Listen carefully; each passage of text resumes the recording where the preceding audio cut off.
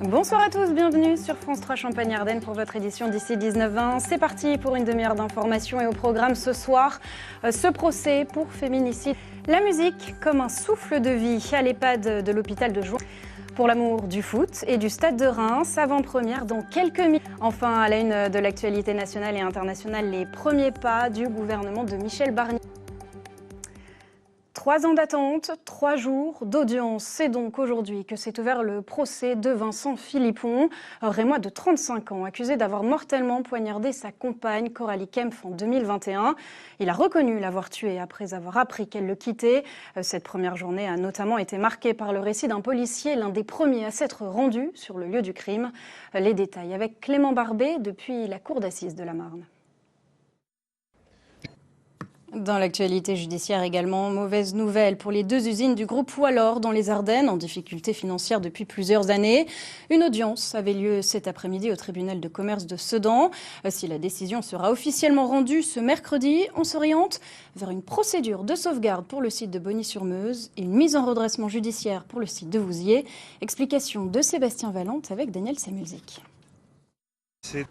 Il paraît que la musique adoucit les mœurs. En tout cas, depuis juin, elle adoucit la vie des résidents de l'EHPAD de l'hôpital de Joinville en Haute-Marne.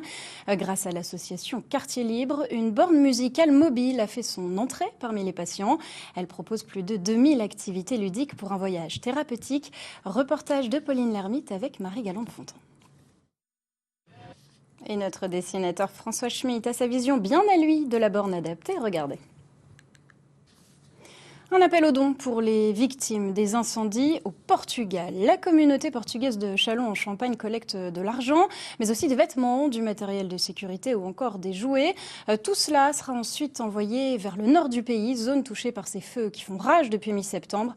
Plus d'informations dans un article à retrouver sur...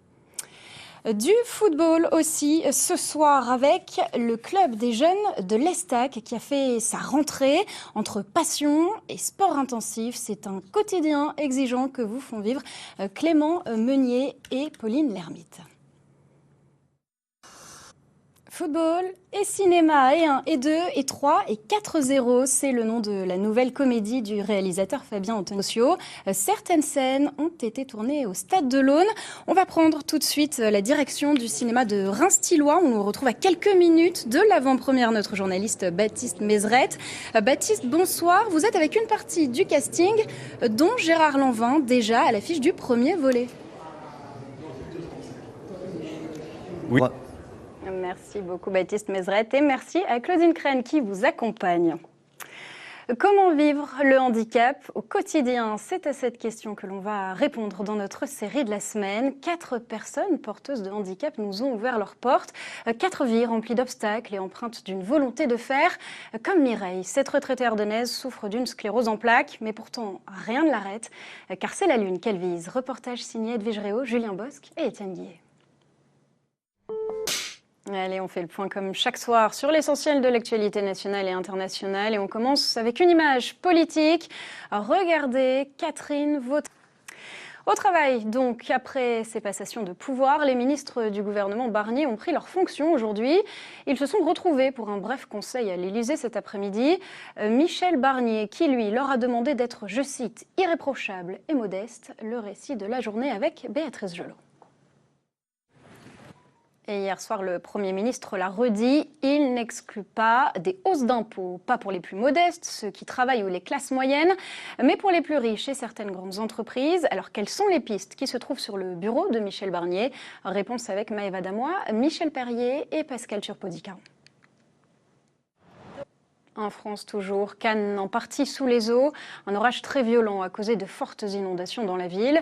Alors pas de victimes mais des dégâts considérables. Le récit de Juliette Poissonnier et nos équipes en région. À l'étranger, Israël a intensifié ses frappes sur le Liban.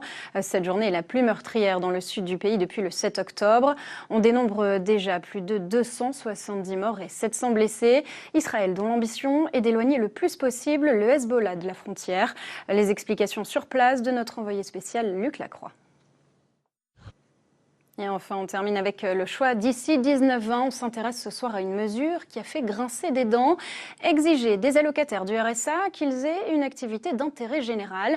47 territoires en France testent déjà ce dispositif avant une généralisation l'an prochain. Alors quel est le premier bilan? Reportage dans les Bouches-du-Rhône, Emmanuel Tixier et Louis Vial. Voilà donc pour l'actualité de ce lundi, à retrouver aussi sur notre site internet grandest.france3.fr. Dans quelques instants, tout le sport et puis à 21h05, votre soirée cinéma avec un classique, Le Bon, la Brute et le Truand. Demain midi, vous retrouverez Romain Novicki pour Ici 12-13. Passez une très belle soirée, à demain.